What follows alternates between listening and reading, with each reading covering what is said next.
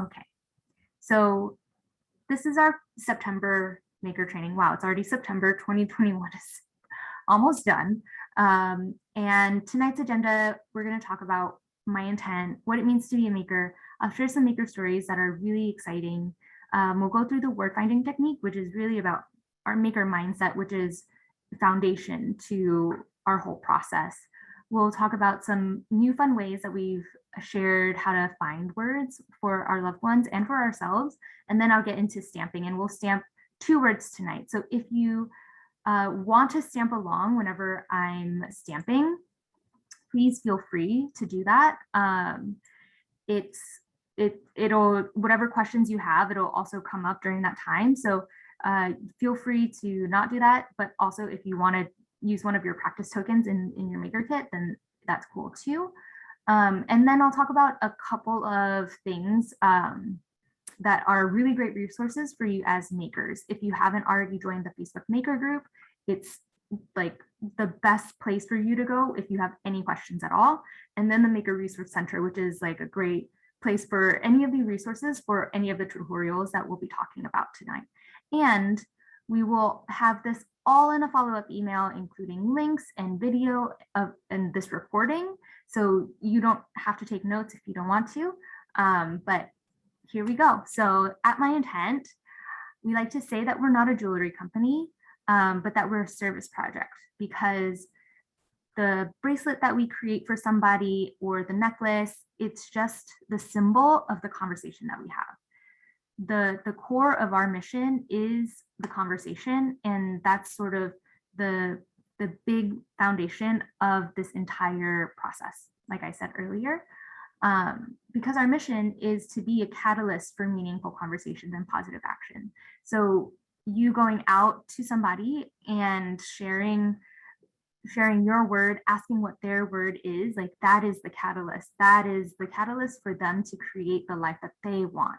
You know, because you speak it into life, right? And therefore, that's whenever we can really have a vision and work towards that. We want to encourage people to share their truth and their inspiration, and then allowing that to nourish us further. So what is an intention? As makers, you know, we know what an intention is, but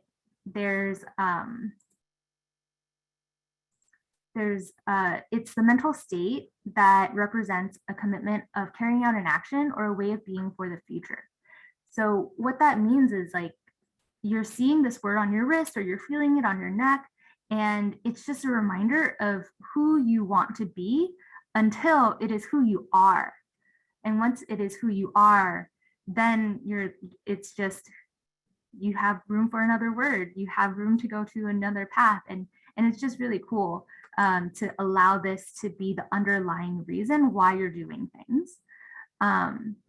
And who is a MyIntent Maker? It's me, it's you, it's all of us, it's everybody in our Facebook community, it's the people that we talk to on a daily basis. You know, we're MyIntent Makers are meaningful conversationalists, first and foremost, right? To have the courage to ask somebody what your word is, and then to have the space to create that space to listen to them, actively ask questions, allow our curiosity to come out. And help guide them if they don't know what their word is, to finding that word for them, to find the word that will resonate with them and can become a part of their being. And with every person that you talk to, you're building a community. Every time you participate in a workshop, every time you share a win on the Facebook Maker group, you're creating community. And then that person will talk to another person about their word, and that creates an even larger community. So there are a couple of maker stories that I'm really excited about right now. So this story, it's talking about how somebody took a word at camp, right? To create words at camp. And so when they started with their personal word, and it says, it's a big idea to define the work that we want to do, the personal growth we want to achieve, or the memory we would like to capture in just one word. Yet with the conversation starter cards, so our question cards, and people letting go of inhibitions, like light bulbs just go off and people really start to connect. No one word defines us, and that's where the beauty is seen. It's a conversation about diversity, uniqueness, and individuality as well. So it's all about that, starting the conversation, allowing that connection to happen through curiosity. And this story is Dev Vick. I love her. She's a very active maker, and she does so much for her community. And so how she's taken my intent and infused it with her life has been really like transformative, right? She has disability, and so then she advocates. She has allowed my intent to be a part of her advocacy and her ability to raise awareness, and that has allowed her to then, she's never been shy, but now has even, talks to people on the plane, talks through social media. She's engaged with all her makers and just talking about things that are encouraging to create better versions of themselves, because no matter what situation you're in, she's just always putting herself out there and encouraging you. And so that's sort of like the core of what being a maker is just allowing yourself to be who you are and then encouraging others to be the same. I think that's so beautiful. And so we're going to get into how to help somebody find their word. And this comes from a blog that our founder, Chris Pan, wrote, because he's done many events and he has run into a lot of different stories. And so these are his tips on how to help somebody find their word. And it first starts with yourself. Just like we started with this collective breath to get us all together, before you talk to somebody, it's all about coming to your own body, coming to the present moment, allowing yourself to find your breath, to feel if you're being open right now, to open yourself up, and then to be confident to ask the question. And once you're ready to engage with another person, you can start with, what's your word? And then sometimes, depending on who you're talking to, right? Like if it's a friend and they know that you've been doing MyIntent things, or you found your word and you're excited, then maybe that's not, the follow-up isn't, sharing your intention isn't as, they already know what it is. But if you might be talking to a stranger, they might be like, I'm sorry, I don't know what you mean. In that case, you can always share your intention. Share, I'd like to make a word of intention for you. I'm a MyIntent Maker, and my word is, and it's helped inspire me, and I just wanted to share it with you. And it's a big question, and then you're sharing your intention, so you're allowing this to, you're allowing yourself to be vulnerable right now. And so they're going to reflect on that question, and they have to do all that check-in that you just did before the conversation, and then ask them, what is my word? And so embrace the pause. It might be a little awkward at first, but if a word hasn't bubbled up, or if somebody has, if somebody is like, oh, I don't know what my word is. There are just so many words to choose from. That's a very common thing that we run into. And so I like to ask these 3 questions, and I'll break down each question and why we're asking the question. So what's a quality or virtue you want more of in your life, right? It's a very big question. And sometimes people are very quick to be like, I want more patience. It's like top of mind for them. Other times, they're like, I'm not sure what you mean. Then I ask, well, who is somebody that you admire greatly? And what do you admire about them? Then you're pulling out traits and you're pulling out that quality that maybe they want to emulate in their life, that they want to then allow it to be a part of their path. And then the second question is, what's a challenge you want to overcome? And that's also a big question, but it's more about naming the obstacle in front of you, right? Because sometimes we are so in it that we don't even realize, like, we haven't even spoken our challenge.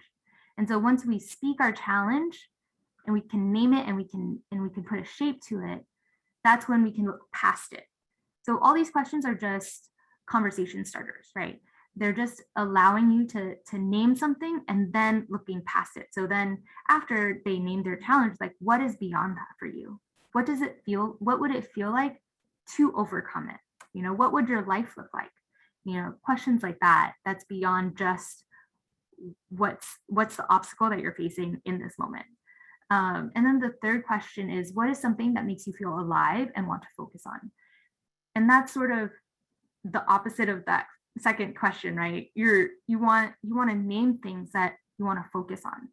So if somebody says joy, what is something that makes you feel alive? It's like, I love taking my walks. Why? It makes me feel joy. And so then it could be like, that feeling that you get on your walks, can you find it in other parts of your life, in these little moments, in these quiet moments throughout your day? And maybe that's what we're just allowing them to create a collection of feelings throughout the day, so that, you know, they see their bracelet that says joy, and then they notice the thing that is bringing them joy in that moment, you know, so that allowing that gratitude to come in. Like I said, embrace the awkward silence. These are really big questions that we're asking. And it's questions that, you know, we don't normally ask each other every day. You know, hi, how are you? What's the weather like? How's the kids? You know, things like that. Like, these are the questions that we ask. And these questions that we're trying to get into are big. And sometimes it takes a little bit of a silence just for them to find that space. And so we want to support and acknowledge whatever they're going through.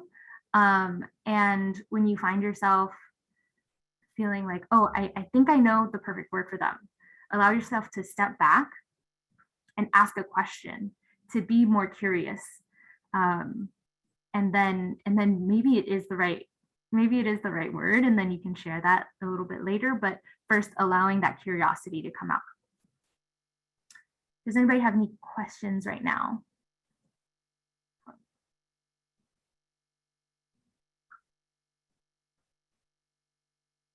No? Okay, so our question cards. In our maker kit, you get a 33 question cards, and these are great conversation starters, just like in that first story that we shared. And this is really great if you are doing it with your family or with friends, if you have a dinner, Christmas, Thanksgiving, things like that, and you just have it and you go around the table and everybody answers the question. It's really interesting to see what comes up, and then to see the conversations that spiral out of each card that gets asked, because sometimes it starts really like silly and fun, and then you ask another question, and then all of a sudden you're like sharing your deepest, darkest secrets, you know. But if you are thinking about doing this for events or virtual events or anything like that, these are great question cards to have on your table, or like to start the meeting with, and it'll help prime people to be in a place to think about what their word is, you know. And something that, I don't know if you've ever experienced this, but for me, sometimes when I'm with somebody and they have their word and it's like instant and they're like, yes, this is my word, sometimes I think I feel like it's not your word yet. Like, your word is just underneath this. And it's like, no judgment. It's just that, like, whenever I have these conversations with people, I get chills and like my spine tingles whenever we find the perfect word. And it's like a magical moment, because both of us will be like looking into each other's eyes and then be like, oh yes, that's the word. And so I want to share a couple of examples of going deeper. And the most common thing that we get is parents wanting their child's name, which I don't think is anything wrong with that. Absolutely not. But sometimes, you know, whenever we're finding an intention for somebody, you know, we want the intention to be very clear, you know, And we want the intention to be about them. At the end of the day, it's your intention of how you want to live your life. And so when I see somebody want their kids' names, I ask a follow-up question of how do your children motivate you to be the best version of yourself? So what is it about your children that keeps you going, right? And then another question that I would like to ask is, what quality would you like to teach your children? So what is the quality, just like that first question I asked in the follow-up, like what is the quality or virtue you want more of in your life? This is that same question of what quality do you want to embody that you're teaching your kids without any words, without having any lessons, that they can just see it and they just know. Another example is whenever you have words that can mean different things to different people. Every word means something different for everybody, but there are some words that, like success or happiness, that really, really looks very differently for each person. And so in this story, it's like this coffee shop owner chose the word success. And then when Chris had asked him what it would take to achieve success, then his word became community. And so what that means is like, what is the motivation behind this word? What does success feel like to you, right? What does it feel like when you walk into your coffee shop? Also you can ask questions that engage all five senses, right? Whenever you're in your coffee shop and it's busy and it's a buzz, like what does that feel like? What does that look like to you? And so then that will help distill what this big word is, success, happiness, into something that is a tangible feeling that they can hold on to through as they continue their intention journey. And my two biggest pieces of advice for all of us is trust your intuition. Like I said earlier, when I'm talking to somebody and we find their word and I get chills, like this happened on our last mirror training, because we did a little bit of a role play, and she had a word at the beginning and she was like, well, I don't think it's my word anymore. And then we talked about it for a few minutes, and then we both got chills. Other people on the call were like, wow, yes.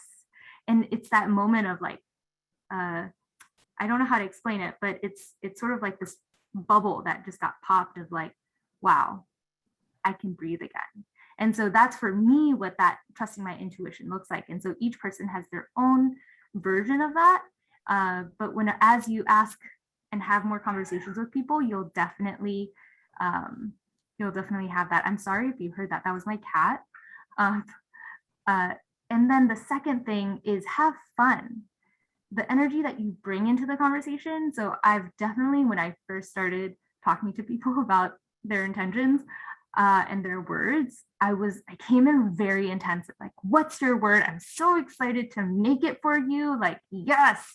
And they were like, oh my gosh, this has to be my word forever. Like, are you kidding me? I have no idea what it is. And so then like, I've learned to allow it to be like, oh, like, what's your word? Keep it cool, allow it to be fun. And also reassure them that this is not their forever word. So if you do that, don't worry, you'll find their word and it'll be great. But just know that that energy that you bring into the conversation will be reflected back at you. Does anybody have any questions about anything like that? Sumari, I've been suggesting they never pick a word that has more than 8 letters because I find those get stuck under the strings. Is that a bad idea? No, I think that's a great insight too, because we do have people who tend to have longer words, and sometimes it works for them, especially if they have a necklace. If you have a longer word on the necklace, it looks great. But on the bracelets, it's a little bit harder. So I think that's a great insight, especially for their first word. But if you can find a way to, like, sometimes it works out that like where the strings are, it doesn't interrupt the flow of the word. I don't know how that ever works out, but it does. It ends up working out very, very well. But yeah, the word resilience is very long, and I know that I've done it on necklaces and people have loved them. So if you have necklaces to give to people, then longer words can definitely go in there. But and sometimes there was one event where somebody asked for a very long word, and it took almost like the entire token, like that's how long it was. And I was like, it's gonna get covered up. It's gonna get, is that okay? And she was like, yeah, that's the word, that's my word. And so I'm like, okay, as long as everybody is aware, then I think if somebody doesn't want that, then they can choose another word. But if they do, then if that's their word, then it doesn't, then this, like I said, is just a symbol of the conversation and how they want to live their life. And we have a couple of fun ways to, give them the choice, exactly. We have a couple of fun ways that Megan has written about finding new words for the end of the year, and I'm gonna pass it on to her. So I'm gonna stop screen sharing. Okay, hi. I'm going to screen share to show you these logs. I'll give you a quick preview because I know we don't have tons of time, but these are my passion projects. So I am very, very excited about sharing these with you. So let me get the right tab. Let's see which one. Screen share. This is the one. There we go. Okay. Okay, can everyone see the Courageously blog? Yes. Okay, cool. All right, so this is the Courageously. This is my passion project from the beginning because this is still my word. I started off a couple years ago. It's now, I think it's been like 4 years. I wanted a word that was unique. I wanted a word that's different. And this actually speaks to having a longer word because I wasn't sure if I wanted a short word or a long word. I just wanted something to kind of incorporate everything that I was, looking for in my life. So as a writer, I took my notebook out and I wrote some poems. I did some, just some jotting down some sentences. And it came to me that this is what I ended up writing when I went to order my bracelet, that I wanted to stop hiding from the fear of the unknown. And I wanted to put myself into my story. So courageously, she lived. That's what I wanted my intention to be. Courageously, she lives. So I used that, and that has literally been my mantra for the last 4 years. It became everything that goes back to this word. It does cover up it does not show perfectly on the string, but that it fits so perfectly that didn't bother me. So there are some, if it does bother some people, I totally understand that. But for longer words, it was more about the word itself than how it looked, because it became, like Annie said, a symbol of getting over fear, letting go of anxieties. So this was actually the picture that I took with my first bracelet.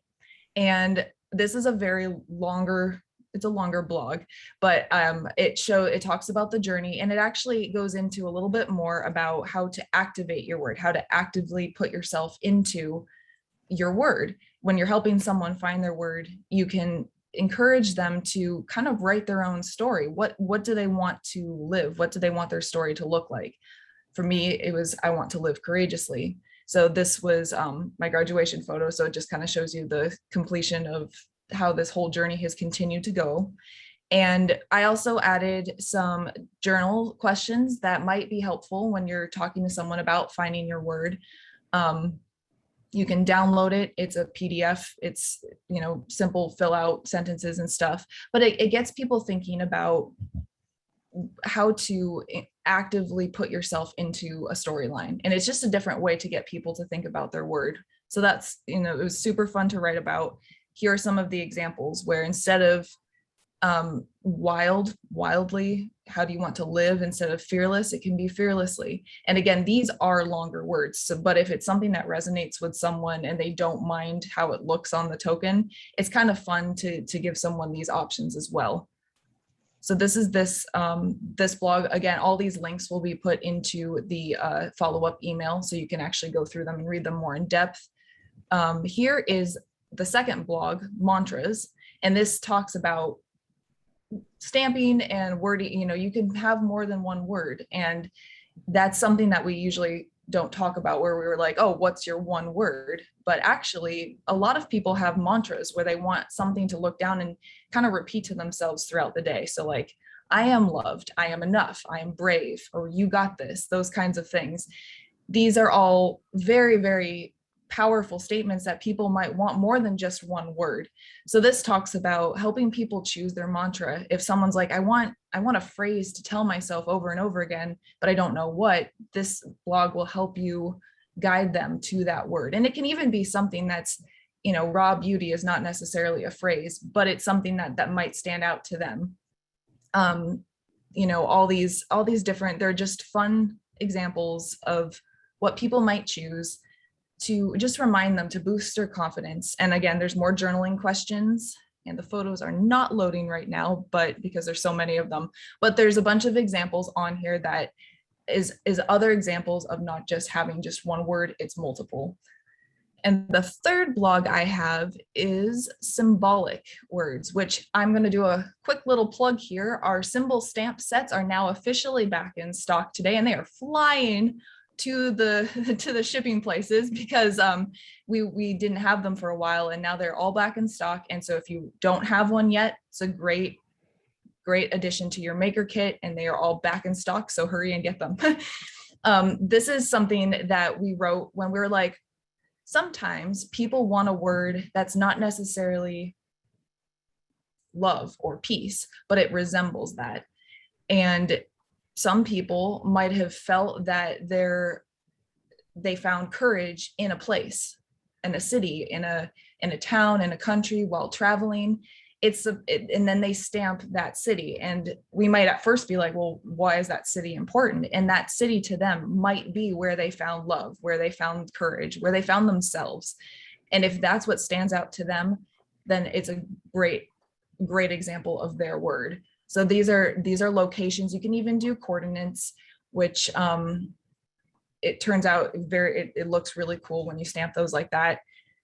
Just different ideas for different places, more ways that people can have more meaning to their word.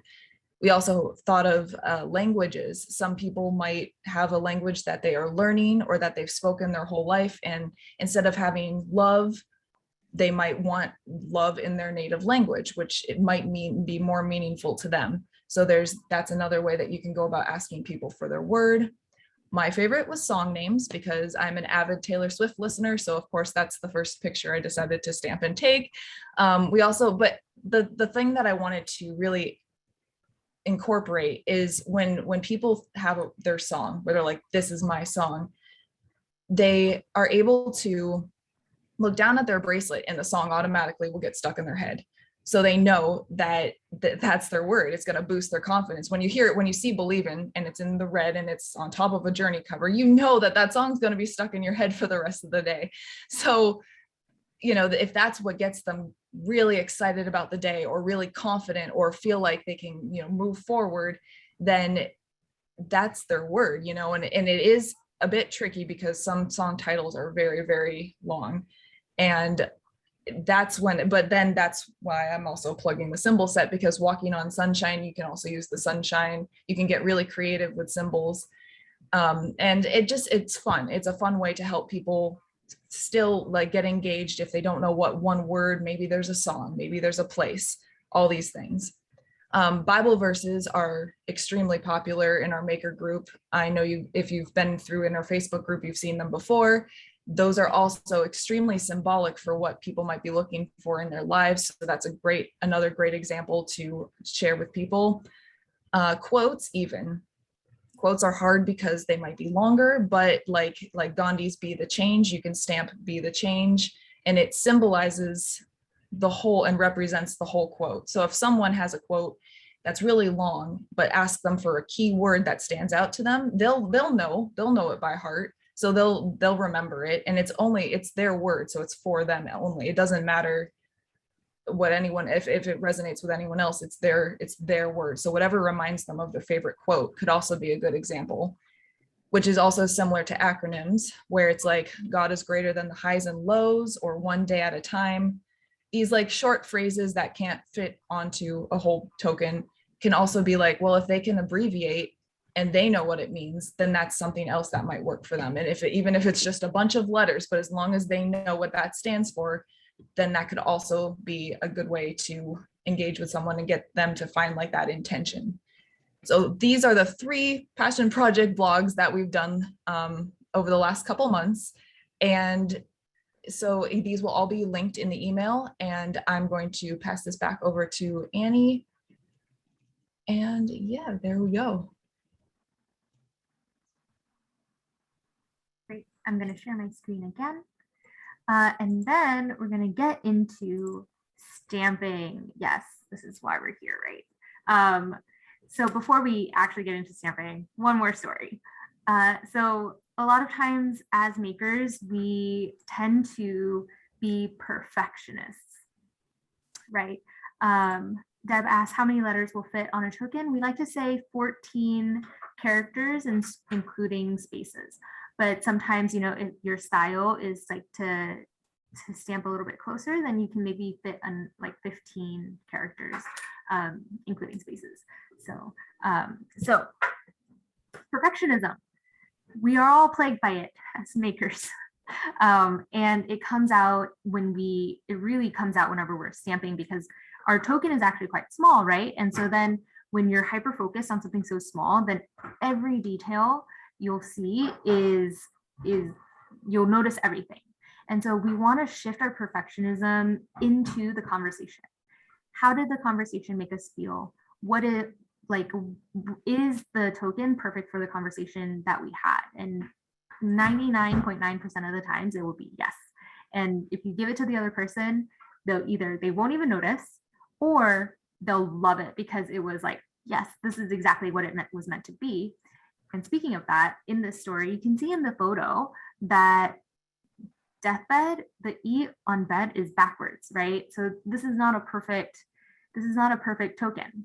And so the story behind this is Chris was out to brunch. Chris, our founder, was out to brunch, and at brunch, he spotted Conan O'Brien. And so then he went up to Conan O'Brien and was like, hey, Conan, I would love to make you a bracelet. You know, very casual. I would love to make you a bracelet. And so then they chatted, and he found his word to be deathbed. And when Chris asked why, Conan said, because I want to live a life when I'm on my deathbed, I could be proud of, with no regrets. So perfect. Okay. So he went to stamp it, and then he stamped the E backwards, and then he was like, oh no. And so he finished the word, went back to Conan, and was like, here is your bracelet. I stamped the E backwards. Is this okay? And Conan said, this is even more perfect, even more fitting, because life isn't perfect. And so this is, sometimes we think that the token is imperfect, it's messed up, we have made a mistake, and things like that, when in actuality it's exactly what it needed to be for this person, right? So let's get into stamping. Okay, so before we begin, if you are, yes, I know, Sumari, I feel you. I have, you know, sometimes you're just you need that warm up, the first few to be warm up tokens. I always keep my extra tokens that I've made mistakes on, and I always just warm up on them. And then, okay, so if you don't have this is a 4x4 and 3 feet tall, just about. And it really helps with stamping, with depth, with noise. If you've ever tried to stamp on top of a table, you know exactly how loud it can be.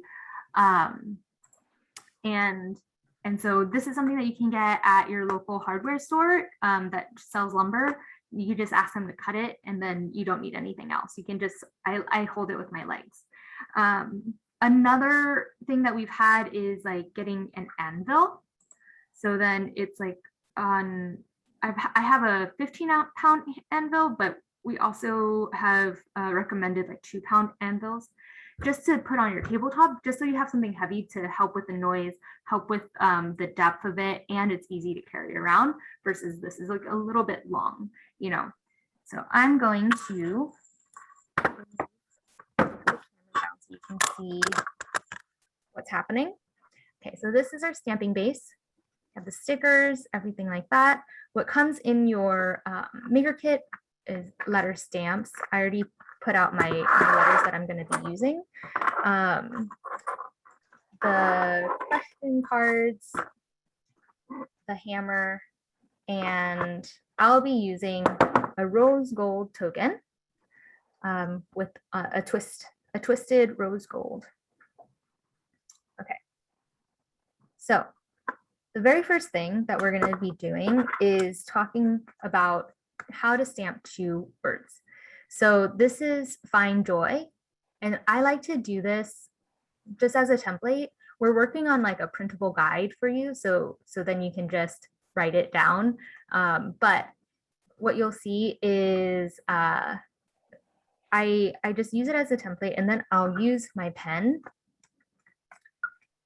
And if you notice, like the top word find is 4 letters and the bottom word joy is 3 letters. So the spacing won't be exact, right?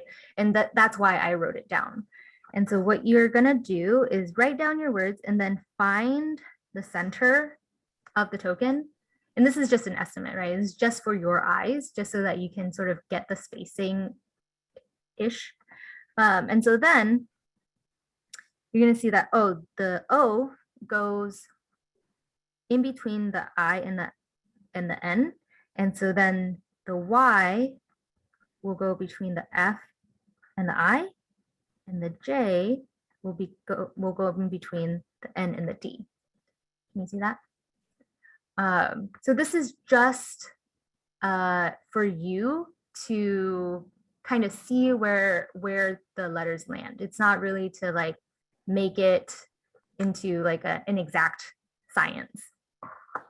And so when you put your token on, you know, your string go on top, it has string up here, and then I always like to do the bottom word first. I like to use the bottom word as my anchor point,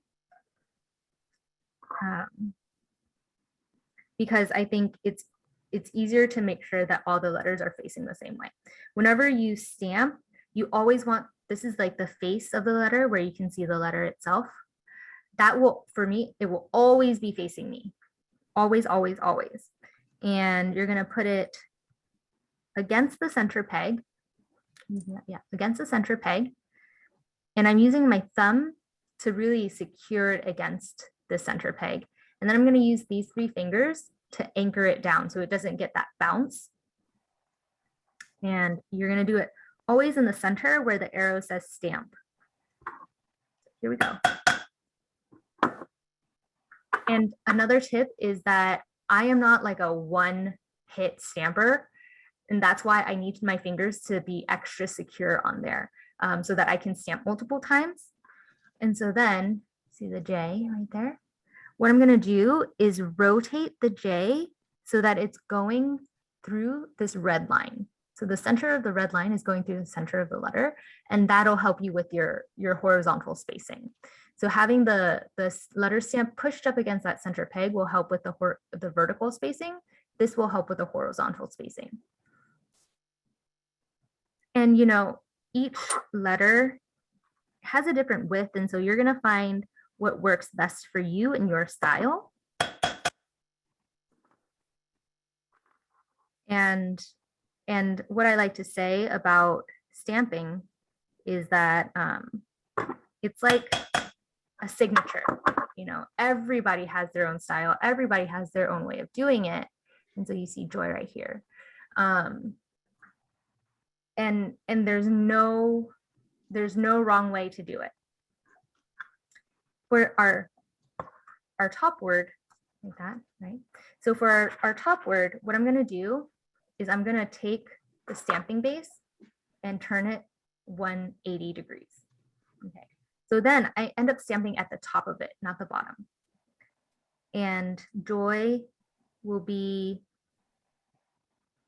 facing me. And I'm gonna see, okay, so I see this blue center line, right? This one right at the top.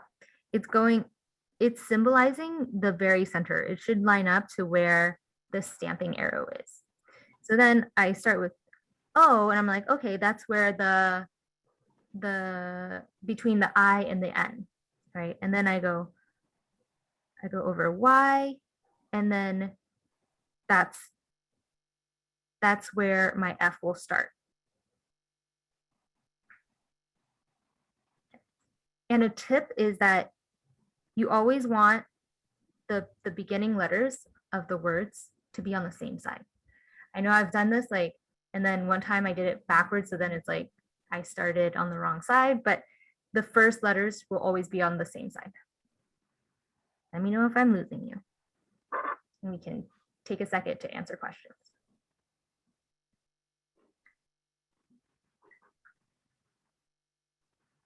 Okay, so then with that, these three fingers are pushed up against that center peg.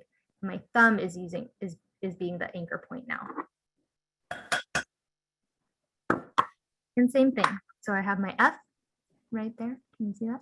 I'm going to rotate it to that blue dotted line right here.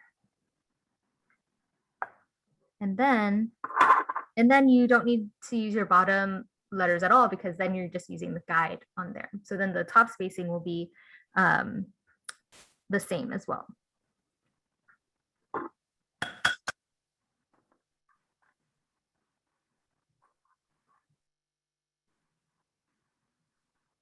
Oh, I almost misspelled it. Oh my gosh. This is why we lay it out first.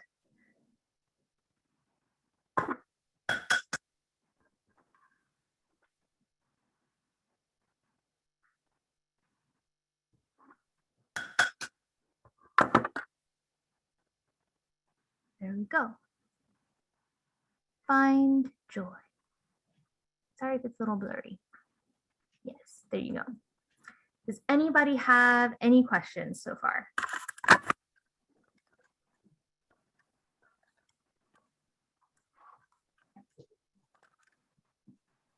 No?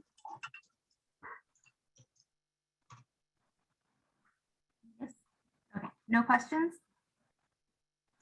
Does anybody have any questions about asking anybody for their word for any event that you're doing soon?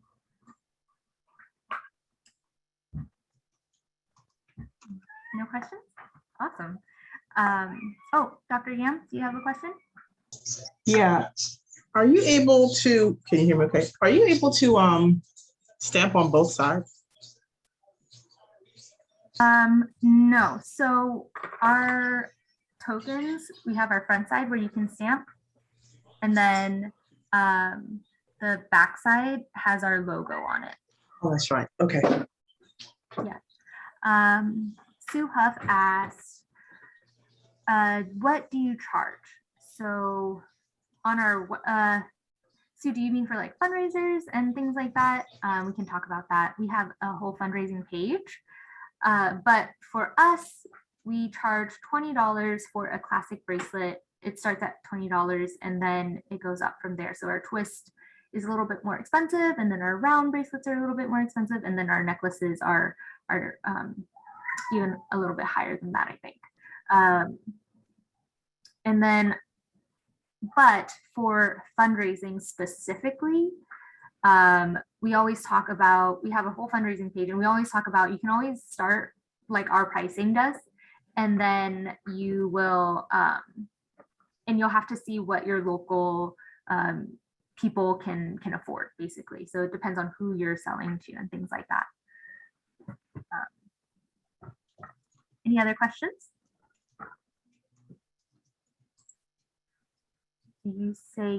Darcy asked, did you say use a weight? Yes, so there's also anchor and anvil, yes. It's flat at the top. It looks like it's from a cartoon, but it really does the trick. You can also use a brick if you don't want to use that. Anything that's sort of heavy that can absorb the sound of the hammering, will, even a thick cutting board on a table, if that's what you want to do, will also be really helpful for that.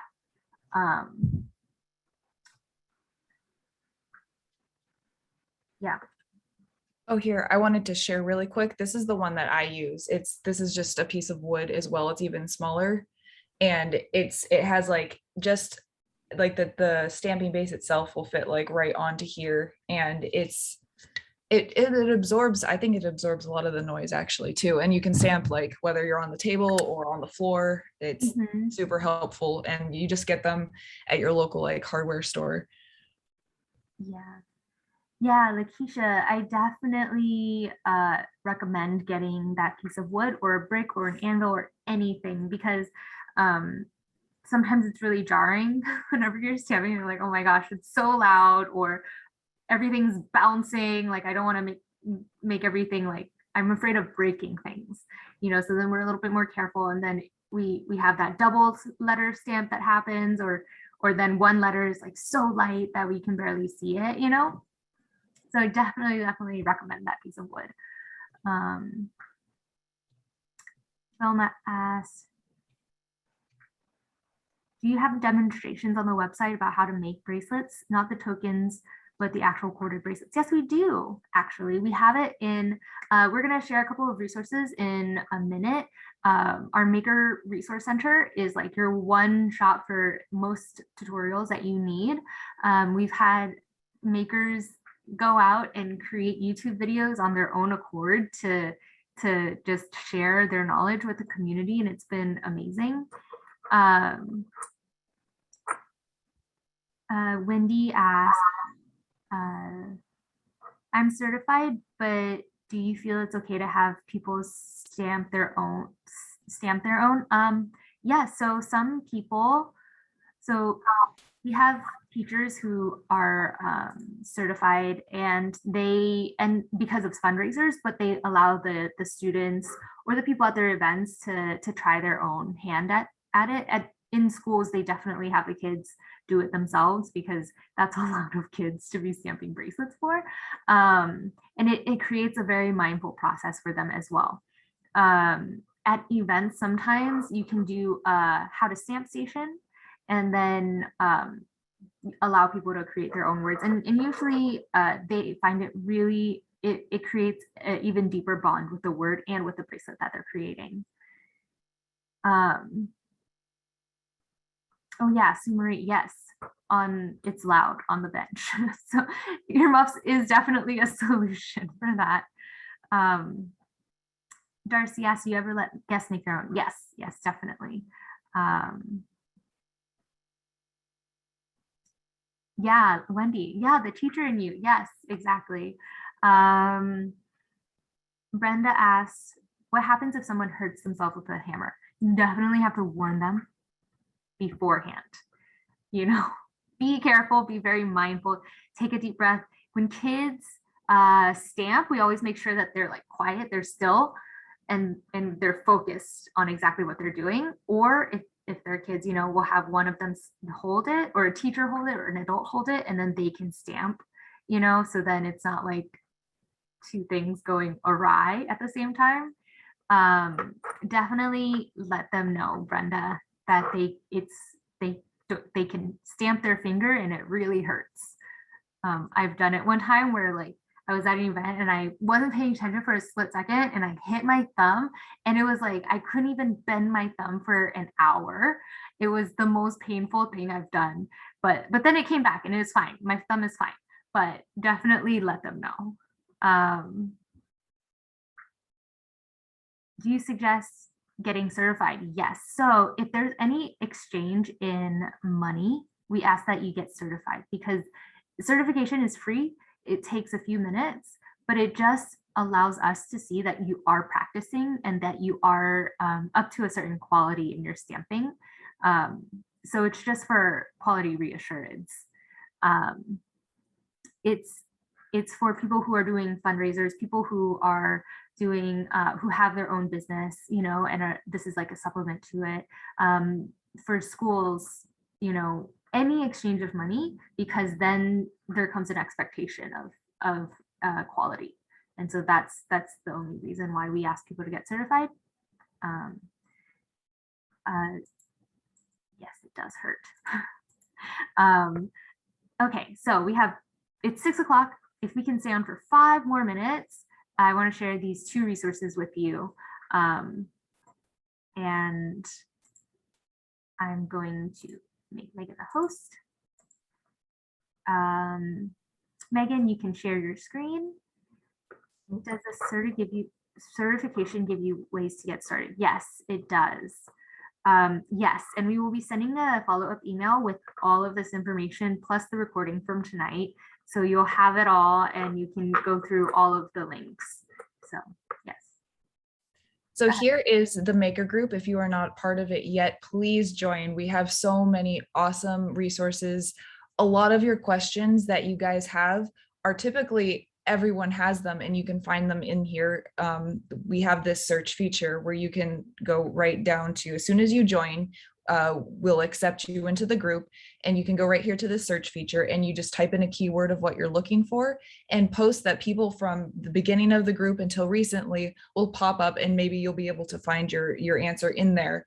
If you can't find your answer, please also feel free to ask. We're constantly in there checking and having conversations with other makers. There's tons of things on here that you can find useful. There's links, there's other people who have stamped and their experiences stamping. So you get to see a bunch of different experiences. And so you're not alone in this group. So please join if you haven't already. This is one of the key resources. And then the second one that we always share is the Maker Resource Center. To move this over, there we go. Okay, so here's the Maker Resource Center, which we will link in the email because this is the go-to for everything that you could need.